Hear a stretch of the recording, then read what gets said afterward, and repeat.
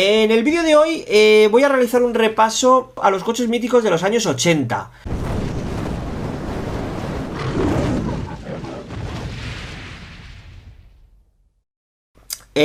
Vamos a empezar con el Audi 4.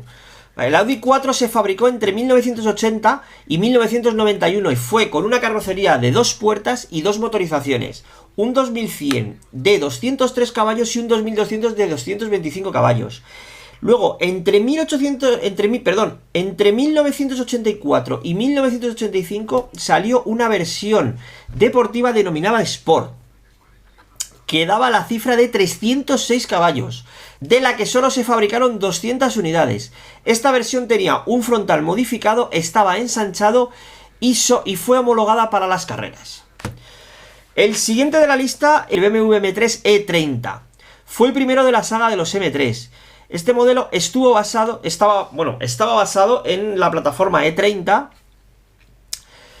y fue el primer M de la firma bávara. Salió a escena en 1986 con un motor 4 cilindros en línea con 2.300 centímetros cúbicos, 4 válvulas por cilindro y desarrollaba una potencia de 200 caballos. Tenía unas medidas de 4,35 metros de largo, 1,68 metros de ancho y 1,37 metros de alto, y una distancia de ejes de 2,56 metros.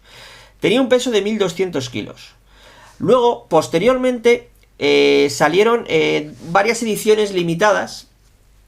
En concreto, primero salió la Evolution 1, ¿vale? Del que se fabricaron 505 unidades para poder hacer la homologación para carreras, ¿vale? Esta versión contaba con el mismo motor, lo único que traía cambios aerodinámicos. Luego, en 1988 salió la Evolution 2, que además de cambios aerodinámicos que tuvo bastantes retoques aerodinámicos, se le aumentó la potencia a 220 caballos. El siguiente de la lista es un coche chiquitito, en concreto es el Fiat Panda 4x4. Fue lanzado en 1983 y se caracterizó por su capacidad off-road, dignas de un todoterreno puro con el pequeño tamaño y ligereza que tenía. Tenía una caja de cambios de 5 velocidades, de la cual la primera era muy corta, con lo cual no era necesario montar una reductora.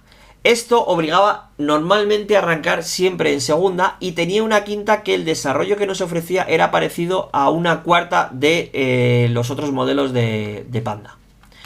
La verdad es que fue una solución muy sencilla, pero a la vez fue muy efectiva.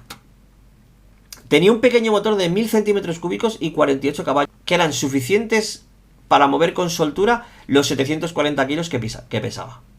Luego, en cuanto a la suspensión, lo dotaron de mayor recorrido, lo que le permitía una mayor altura libre al suelo, y también le carenaron lo que son todos los bajos para protegerlos cuando nos metíamos fuera del asfalto con él.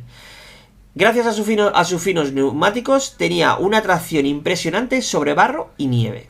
En resumen, era barato, divertido y muy práctico. Ahora nos vamos con un coche que yo creo que era un lobo con piel de cordero. En concreto os hablo del Ford Sierra Cosworth. Bueno, el primer modelo se lanzó en 1985 como la versión tope de la gama Sierra. Se hizo sobre la carrocería a 3 puertas y en lugar de potenciar el motor que tenían de 6 cilindros, Ford decidió apostar por hacer un motor nuevo que sería un 4 cilindros con 2000 centímetros cúbicos, tenía una culata específica para ese modelo y un sistema de sobrealimentación, lo que nos daba una cifra de 204 caballos. Podríamos pensar que 204 caballos hoy en día no es gran cosa, pero tenemos que tener en cuenta de que estamos hablando de 1985 y no había tantos coches con esa potencia y sobre todo con ese precio. Sin olvidarnos que tan solo pesaban 1300 kilos, lo que le hacían un auténtico devorador de curvas. Toda la potencia llegaba únicamente al eje trasero, que con una suspensión trasera que no estaba muy elaborada, un chasis blando, hacían que el coche fuese divertido pero con mucho carácter, y hacía de que su pilotaje no fuera tan sencillo, ya que la trasera se desmadraba muy a menudo. Había que tener manos para llevar ese coche. Estéticamente no difería mucho de un Sierra 3 puertas, exceptuando dos pequeñas entradas que tenía en el capó delantero y el imponente alerón característico de esta versión. Luego, en su interior, tan solo se diferenciaba por los asientos recaro, un volante deportivo y las siglas RS en la tapa de la guantera.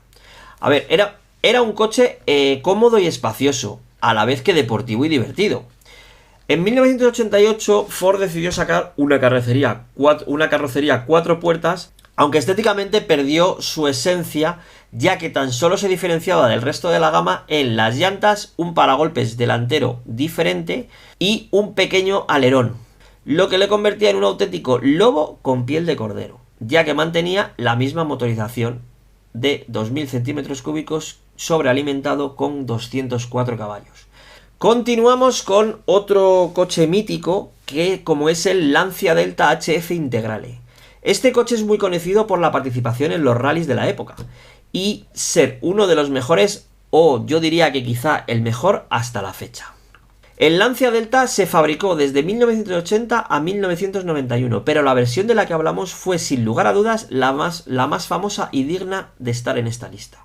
En 1987 aparece como el modelo de competición para la marca, aunque para poder homologarlo para las carreras es importante lanzar una serie de unidades de calle, así nació el HF Integrale para el uso en carretera. Esta versión montaba un motor con 2000 centímetros cúbicos, 8 válvulas y 185 caballos, que iba equipado con diferenciales Torsen y Ferguson para el sistema de tracción integral y se mantuvo hasta el año 1989, año en que se lanzó una versión mejorada con 16 válvulas y 200 caballos, añadiendo un nuevo turbo Garrett T3 que permitió que el vehículo fuera mucho más agresivo. Sin duda, estéticamente era una maravilla, con sus aletas ensanchadas y su capó sobredimensionado. En el interior destacaban unos asientos envolventes y un cuadro de instrumentos repleto de información. Gracias a una infinidad de relojes y testigos, permitían tenerlo todo bajo control. Ahora nos vamos a ir con un coche que hoy en día sigue siendo muy buscado y es el Mazda MX-5. Este coche también es conocido como Miata y es un deportivo biplaza descapotable con tracción trasera que se lanzó en 1989 y es el roadster más vendido del mundo, dada su facilidad para modificar su motor y lo divertido que puede llegar a ser. Llegó con un motor de 1600 centímetros cúbicos y 115 caballos acoplado a una transmisión manual de 5 velocidades que enviaba todo su poder a las ruedas traseras. Contaba con una suspensión independiente en ambos ejes, 4 frenos de disco y un peso de 940 kilogramos, lo que le hacía hacer el 0 a 100 en menos de 10 segundos. Sus cifras no eran muy llamativas, pero lo que realmente impresionaba era su manejo, que gracias a un peso bajo, una respuesta al acelerador inmediata, una palanca de cambios mecánica y de recorrido corto, un motor muy vivo, la falta de techo, la facilidad para modificarlo y el gran agarre que ofrecía hacía las delicias de quienes lo conducían. Tenía un diseño sencillo, con faros escamoteables y su interior era de lo más simple, pero muy funcional. En resumidas cuentas, era un coche divertido, fácil de modificar y muy eficaz.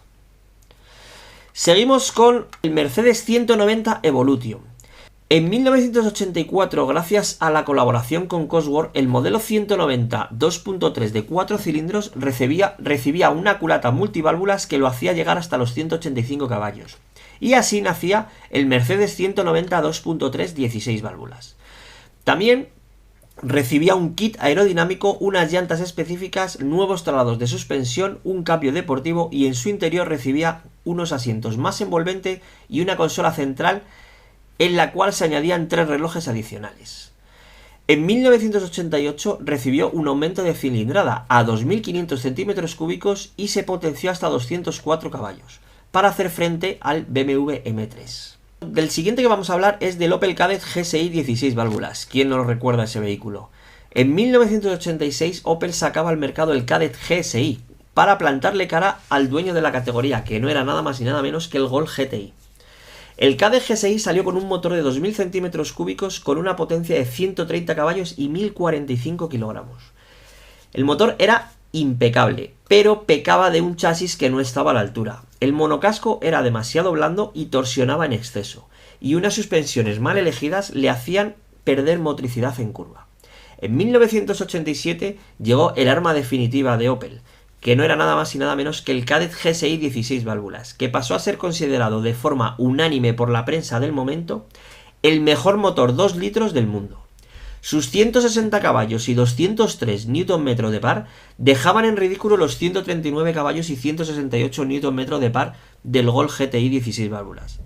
Con semejante motor, el Kadett GSI 16 válvulas alcanzaba los 218 km por hora y hacía el 0 a 100 en 8 segundos. Sus recuperaciones de 80 km por hora a 140 km por hora las hacía tan solo en 16,6 segundos, cuando un Golf G60 con motor sobrealimentado y 225 Nm de par necesitaba 18 segundos. No había nada en el mercado capaz de plantarle cara al Kadett GSI 16 válvulas en cuanto a prestaciones. Cuando entrabas en el interior del Kadett GSI 16 válvulas, te encontrabas con un salpicadero moderno, orientado ligeramente hacia el conductor, unos asientos recaro impresionantes y un cuadro de instrumentos totalmente digital, que no fue muy aceptado, pero le daba un aire más moderno que sus rivales. El siguiente de la lista es el pequeño Peugeot 205 GTI, que salió al mercado el 1 de marzo de 1984 con un motor 1600 y 105 caballos, que tan solo le diferenciaba de sus hermanos en pequeños detalles, pero ya empezaba a mostrar su carácter, aunque se quedaba corto para competir con sus rivales de la época. Por lo que en 1985 se lanzó el kit PTS, Peugeot Talbot Sport, que permitía incrementar la potencia hasta los 125 caballos, modificando la culata, bielas, pistones, árbol de levas y el colector de escape. En 1986 se modificó el motor y salió la variante XU5JA, que permitía pasar de los 105 a los 115 caballos sin ningún kit de potenciación. Aunque esto realmente fue un parche para lo que se avecinaba.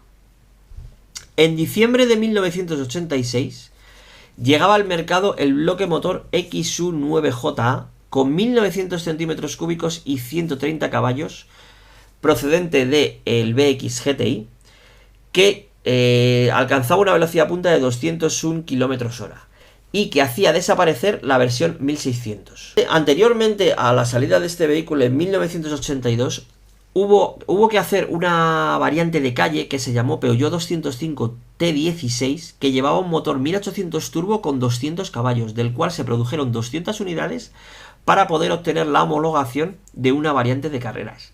Estas unidades eran muy difíciles de ver. El siguiente de la lista es un Renault 5 GT Turbo. Nació en 1985 y se diferenciaba de sus hermanos en los adhesivos laterales, paragolpes, llantas de 13 pulgadas y en la salida de escape. Dentro del habitáculo llevaba asientos, palanca de cambios y volante específicos de la versión, así como el indicador del soplado del turbo en el cuadro de instrumentos. Llevaba un pequeño motor de 1400 centímetros cúbicos con 4 cilindros de carburación y turbo que le permitían desarrollar 115 caballos asociado a una caja de cambios manual de 5 velocidades. Gracias a sus 900 kilos era capaz de hacer el 0 a 100 en 7,7 segundos y alcanzar una velocidad punta de 204 km por hora. Contaba además con frenos de discos en las 4 ruedas, suspensión de talado más duro que sus hermanos. En 1987 llegó una actualización que mejoró aún más el GT Turbo, incorporando mejoras mecánicas que afectaban a la carburación, suspensión, refrigeración y una dirección mucho más fiable. El propulsor aumentó hasta los 120 caballos.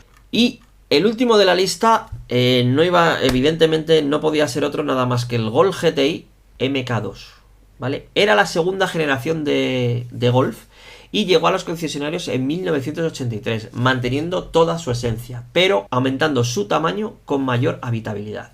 Mantenía el propulsor de su antecesor, que era un 1800 centímetros cúbicos de 8 válvulas, aunque aumentando la potencia a 112 caballos. Con el aumento de las dimensiones hacían que este aumento de potencia fuera inapreciable, aunque seguía siendo un coche muy divertido de conducir. Se diferenciaba de sus hermanos por las siglas GTI, una parrilla delantera con una línea roja, detalles rojos en el interior y un tapizado de cuadros, elementos que han seguido hasta nuestros días. También el pomo de la palanca de cambios imitaba a una pelota de golf de color negro. En 1985 lanzaron la versión 16 válvulas que elevaba la potencia hasta los 139 caballos. Al final de la década de los 80, Volkswagen decidió dar un paso más y sacaron una versión más potente. Fue el G60, que gracias a un sistema de sobrealimentación ofrecía 160 caballos. Bueno, pues damos por finalizada esta lista. Sé que seguro que me he olvidado de más coches que podrían haber entrado en esta lista, pero ya me parecía que iba a ser demasiado larga y creo que, bueno, he cogido pues los que a mí, por ejemplo, más me gustaban de la época y más me siguen gustando, y que además todavía la mayoría se siguen viendo por nuestras carreteras. Bueno, me gustaría que me dejarais en comentarios si os gusta que haga este tipo de vídeos, ¿vale? Para hacer más. Voy a hacer una lista de los coches míticos de los años 90 y la sacaré en las próximas semanas. Así que nada, sin más, daros las gracias por haber visto el vídeo, compartirlo, darle un like, suscribiros y nos vemos en el próximo vídeo.